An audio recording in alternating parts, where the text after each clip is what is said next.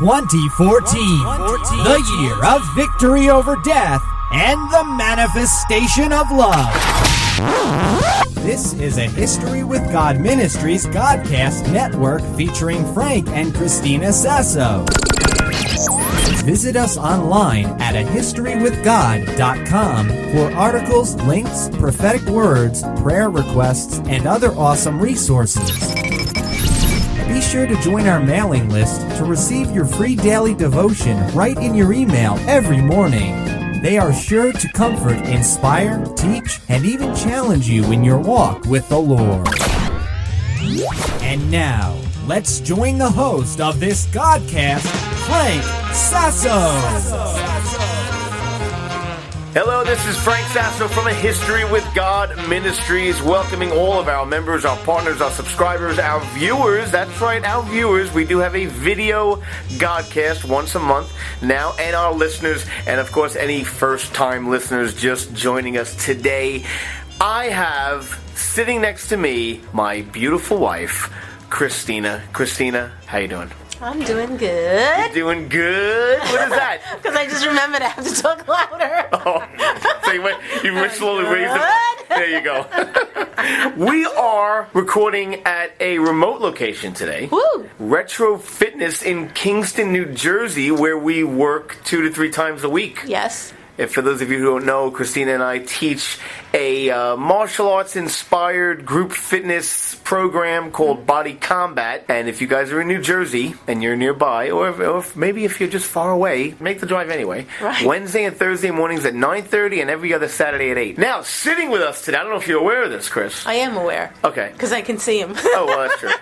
We have the general manager of Retro Fitness Kingston, New Jersey. But it's not just the general manager. This man is a professional bodybuilder, champion. He's been in I don't know how many magazines. He has literally a dozen awards. You got to go on the website and see some of these awards. They're like these little men. They're not little men. In bikini briefs. Countless amounts of pictures on the wall. He has a picture of his wife. I love the fact that a picture of his wife is facing out. Right. It's not facing in. Very proud of her. Pat Greco, nutritionist extraordinaire. Yay. Welcome, Pat. Welcome. Hey, thank you. How you doing, buddy? I'm doing great. And we are actually 2 of your clients. Yes, you guys are. And we're doing great. Yes. If I don't say so myself. Well, as I always say to all my clients, I want to thank you guys for giving me the opportunity to actually help you. Yeah. So that's how I view this as a great opportunity to share my knowledge and my help to further your success. Mm-hmm. So it's an honor to be able to get to help people. What's even more exciting is that we actually got to see some change pretty quickly, and we weren't even sold out to the program yet, and Right. we saw such significant change. Right. The human body, very, very important. It's our vessel on earth to house our spirit. The Holy Spirit lives inside of us, and the Bible is very clear on taking care of the body. Right. So Pat is going to share some life experience, some knowledge. This guy knows it all when it comes to how the body works and how to take care of it. So listen up, people. We love you. We should start. We're gonna start with some questions. That's the questions that we hear as instructors, and I'm sure Pat hears Well, them. I want to ask Pat a little bit about himself first. Well, we're going to get into that. Well, I think we should lead with that. Oh, fine. We'll lead with Pat's story.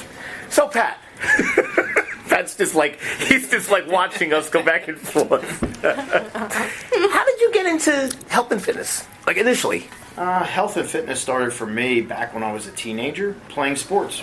You know, that was part I recognized to have the ability to be a good athlete. I just couldn't run on fumes. I had to actually fuel myself good. And this was going back into the late 60s, early 70s, even when nutrition wasn't a big piece of our lives. But I come from a household that ate very good. My parents believed in good nutrition and cooking. There was not much fast food at that time to be eating. But the importance of that, that is where it pretty much grew from. And everything in my life always kind of revolved around my health being a necessity. So the activities I did, from racing motorcycles, racing cars, doing martial arts, playing soccer, playing baseball, all those sports required good health. And those things were always kind of a stable that were there, and they never really changed. And as I got older, into my 20s, my viewpoints of what I wanted to do with my goals changed. And is that where bodybuilding started to kick in? Bodybuilding started to come in when I realized I wasn't going to go any further with my martial arts. I wasn't going to go any further with my racing motorcycles and cars. But the exercise component was still there, and I just changed gears of where I wanted to go with what the exercise produced for me. So one of my friends that I worked out with was going to compete in his first show. And we worked out together, and I really watched him change before my eyes. And the mentality back in the day was to just eat big to get big. Okay. And all I was doing was getting fat. Well, you were getting big. Well, the wrong way. And I'm watching my friend actually have abs and look better. And I asked him what he ate. And when he started to describe what he ate, I'm like, well, that's not what I'm eating. So with that, I started to pick his brain and saw there's got to be something to it. We work out together 5 days a week in the gym. So really? That can't be it. We did the same workout. I put the same level of work in. Okay. But yet this man was changing. And what I didn't realize was the 6 times a day he was eating, that was the role player, the 42 meals a week, not the workouts that were being done. So that's where the interest started to grow, and it was really through my self-awareness and my own need to have change is where the education process really then began. So you were working out with him 5 days a week in the gym, and yet there was a 6th workout that you were doing different from him, and that was what you put in your mouth. Yeah. The workout of picking up a fork and what you're putting in your mouth. The fork is the most important piece of exercise equipment there is. Right. And unfortunately, I was using it wrong. So you started gathering knowledge, you started getting, asking questions, and then you started changing your diet. I would assume. Wait a second, 6 times a day? 6 times a day, and at the time, I owned my own trucking business. So I was on the road all day. So I had to figure out what I could eat cold, because I couldn't heat it up, what I can hold in my hand and eat while I was driving something that weighed 80,000 pounds and still shift 15 gears and be willing to do it day in, day out. So I had to get creative and go through the thought process of, okay, what's healthy food? How do I then fit that healthy food into my particular life, which was in a truck on the road? So even to this day, when I'm dealing with people with helping them with their nutrition, that is the questions I ask. It's what is your environment that good nutrition has to fit into? And I realized that early on with myself, the only way I could get it done is if I could do it. I understand that, but I'm sure there's someone listening right now, maybe they're in their car, maybe they're in their office or at home, and they're asking themselves a question, 6 meals a day, isn't that a bit excessive? What happened to breakfast, lunch, and dinner? I've been asking myself that question too, what happened with breakfast, lunch, and dinner, because if we look at infants and anybody who's had a child, during that time of growth through those early years, the child is fed 6 times a day because they're growing, healing, repairing. And then somewhere we drive off into the ditch and just start eating 3 times a day. So we actually start our lives correctly because that's what works. If we try to use 3 meals a day as our norm, and we've been conditioned to do that because that's what we do, it doesn't make it right. And obviously looking at the statistics today of where our health is and the current state of obesity and people being overweight, diabetes, you can't control diabetes without eating. You actually have to eat to control your blood sugar. Eating 3 times a day doesn't control your blood sugar. It causes greater fluctuations, just as a role of eating the wrong thing. And it's not that you're throwing a tablecloth out and lighting candles and having a big sit down at a meal. It could be something as simple as having some almonds and a piece of fruit while you're driving your car. If you can go to a Dunkin' Donuts or a McDonald's, you can while you drive. Now you mentioned you went to a competition with your friend to see him compete, I guess. Yes. When did you? What happened for you at that moment? At that moment, what I saw was the result of the hard work that John put in, the effort of and eating in a different way that I was not accustomed to, and I watched it change. And to mention the fact that in a short period of time, I started to see the change in myself as well. So I was definitely hooked and realized, okay, this is what it takes. Being at the show, because I am competitive by nature through all the sports I've done, and I started to see real change in my life, I went, oh, I'm going to do this. And I kind of made that commitment in my head that next year I'm going to come and do this show, and it's going to be my turn. And that is where it pretty much started from. And and knowing you on a personal level, I could probably dare say that you said, not only I'm going to be in this show next year, I'm going to win this show next year. Yeah, I've gone into every show with that intention. Well, you should, right? There's Otherwise, no why point bother? of just showing up. Yeah, right. Anybody could show up, but Right. I always went to win. And winning sometimes wasn't always the case. It was being my personal best also allows you to be a winner. And there's been times during my career where I've had some big obstacles to overcome, such as surgeries that were pretty major that should have taken me out of shows, deaths in my family, things that were anybody would say, okay, now's not the time, or you know, it's really taking me off my game. I actually use that to motivate me. So those personal times where I had to overcome those big obstacles were actually the most gratifying, and the trophies I have from those shows have the most meaning. And pretty much every trophy I have, there is a story behind each one. It's not just time in a gym or eating some chicken or you know, whatever. There is a real story behind each one, because in my life there's always been something, a hurdle or something to get through or over to get to that event and make it happen. Right. So the reward has been far greater. The trophies look cool and they're great, but there's the story that goes with them. To me, that's the most important. So do you drive your wife crazy? Like, is she into all this, or does she eat whatever she wants? She's pretty much the same level of crazy as me. Really? Yeah. How did you guys meet? We met actually at the gym. Oh, what a shock. That's so weird. Actually, it was kind of funny because she was one of my members in the gym that I owned. And like my other members, I'll say hi, but we never really had any in-depth conversation. And the company she worked for from May to September, they would have half-day Fridays. And she rolled in on a Friday one time at noon, and I was at the front counter, and I said, "Oh, you're here early." And then we had our first conversation. And then she said to me, "Well, I know you do nutrition. I wanted to do more and achieve more with what I'm doing. Could you help me?" So I went through the process of helping her as a client.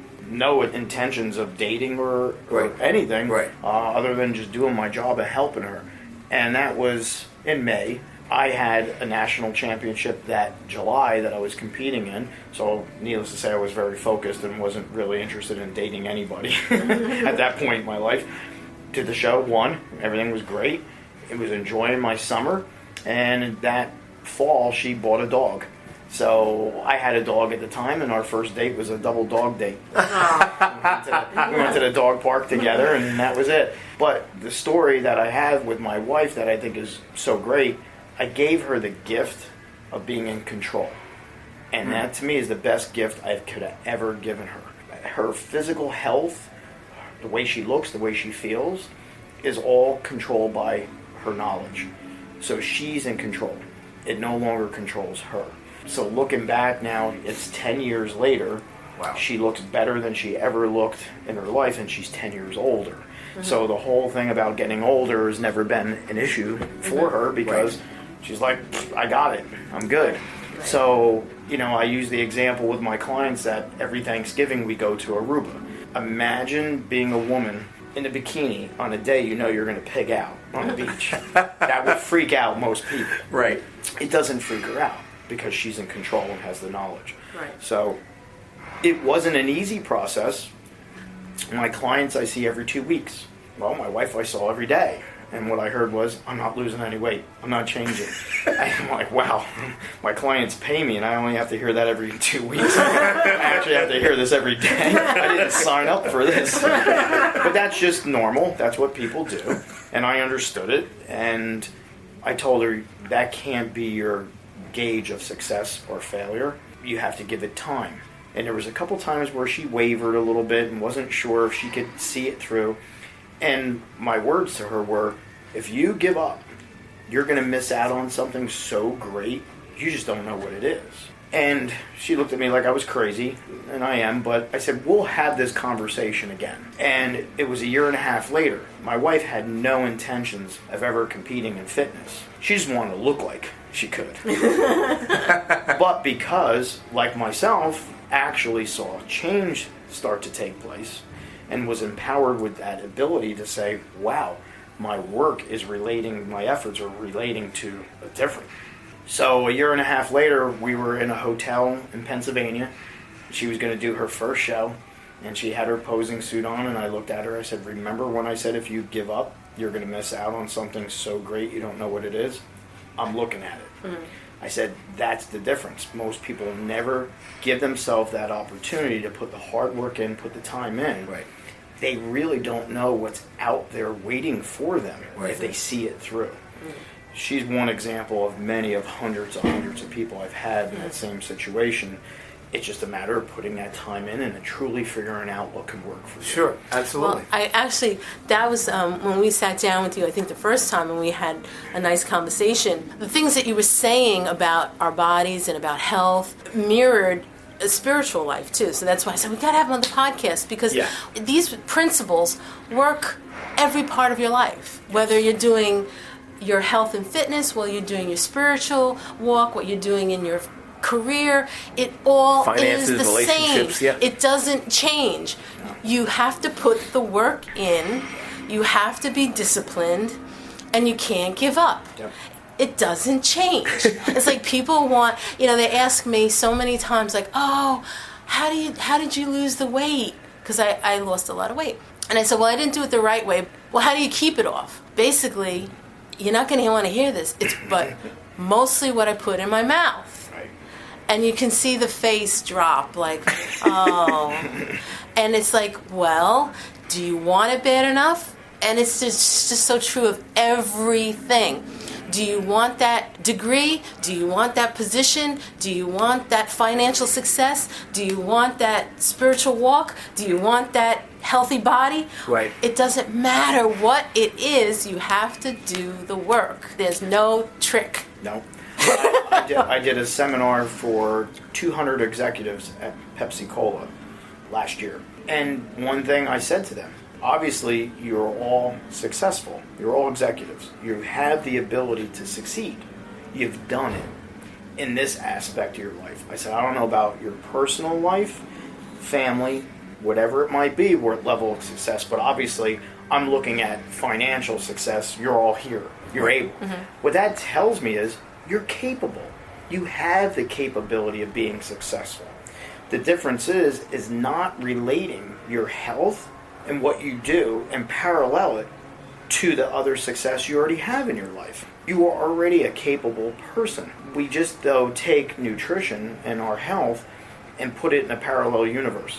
We don't look at it as being the same and following the same guidelines. So I also just recently did a seminar for sales and motivation to a big company on Wall Street. It's no different. Right. Regardless of what the goal is we're trying to do, it all comes back to the same thing. That's right. And it is work, but it all starts with what are your values that you hold dear that will be continual.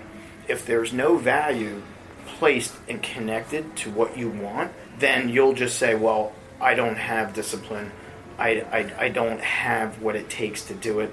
I failed. I fell off the wagon. You stop making excuses, yeah. Make excuses. And I always use the analogy of we get up in the morning, we don't go, oh my God, I got to brush my teeth. No, we brush our teeth. And we brush our teeth because we've connected the value of good dental health with the act of brushing our teeth.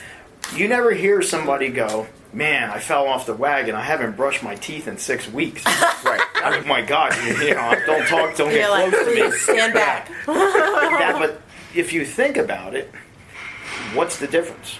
You possess, once again, the ability to do and perform an act every day that benefits your health. It's your dental health, but it's also your overall physical health that contributes to it as well, because you've connected good dental health to the value that it holds. So you'll never skip it.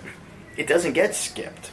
Right. Now, all you have to do is take that same value and connect it to other aspects of your health or other things in your life. Mm-hmm. And then it won't be that you're running on purely like, oh my God, I need discipline, I need willpower. Mm-hmm. Those are in small reserve. Mm-hmm. There's not a lot. But if it's value and the values are dear and true, you'll do it for life. Mm-hmm. So people think I have a huge amount of discipline. Yeah, I have discipline to do the things that I hold high value in regard to. Right, right. That's it. But those values are what drives me. It's not like that Tim discipline. McDonald it's the word. value. Exactly. That's right. Exactly. Our buddy Tim is talking about value lately. He's one of our directors, and he's actually going to be doing a podcast about that soon. What a great, great message, and it mirrors what you're saying in the health and fitness realm. All right, so Pat, we're going to change gears here a minute now, because now we know a little bit about you. What is it about people that are like, okay, I go to the gym, I'm in the gym 4 to 5 times a week, why am I still fat? How do I lose weight? How do I lose weight? It's never one thing. In all the years I've been doing this, which are 20 plus years, it will never be one element that a person may think is throwing them in the ditch. I had a gentleman at a certain point had lost over 100 pounds, and his question to me when he was over 300 when we first sat, could I still put cream in my coffee every day? And I said, Gary, cream in your coffee didn't get you to weigh over 300 pounds. It was That's what it was! the donut and the bagels and the buttered rolls you're eating with your coffee. So it will never be one element of what we do or think we're not doing or need to do. A lot of it's mistiming and misuse of food. So an example of that, what that means is if you had a food that's deemed healthy, let's say fruit. Like fruit, okay. So an apple. We should be eating fruit, right? All right. So we have a piece of fruit. We need some energy. Oh, that gives me good energy. I go to the gym. I go to do my cardio. We don't realize that sugar that's still in that fruit, even though it's deemed healthy, is still elevating our blood sugar level. Our body then has to excrete insulin to control it. Insulin, though, blocks fat oxidation. So now hormonally during that time, it could be a 45-minute, run on a treadmill. It could be a Zumba class. It could be whatever it is you're trying to do to better your health and lose weight. Hormonally, you just set the wheels in motion to make that impossible. Oh my It cannot gosh. happen. So you're telling me all these women that take cardio classes, basically they're not burning fat? They're not burning fat for multiple reasons. One may be the type of food they eat. Let's say they went with something as good as a piece of fruit, but that's still hindering them. Let's say they went with a granola bar or something that we still might think is healthy, but we don't know any better. Well, now the blood sugar is really getting spiked. The impact is even worse. The other element is you can't have a fire without oxygen. That's why you can't burn fat in the presence of insulin excretion, because it blocks fat oxidation, but you also have to be in the presence of oxygen. So people who run think that, well, I'm working really hard. I'm sweating. I'm panting. I can't breathe. I feel like I'm going to have a heart attack. And this should be working. This should be working. But it's not. It's a year later. They're still trying. And God bless them for putting the effort forward and not giving up. But they're still in the same place. Ooh. So now what needs to happen is we just have to understand our physiology and what makes us tick. What makes us tick is we need to be in the presence of oxygen to burn fat. Okay. So what is going on? What is going on is a person will say, well, if I run on a treadmill for an hour, I burn 600 calories. If I walk, I only burn 300 in that same amount of time. What they're not understanding is there's a greater percentage of calories from fat being burned during walking than there is running. Because of the oxidation process. So what they're missing out on is they're just looking at an overall number, but not where that number is coming from. So it's just like, weight loss on a scale is all well and good if you make the number move, but was the number moved from fat?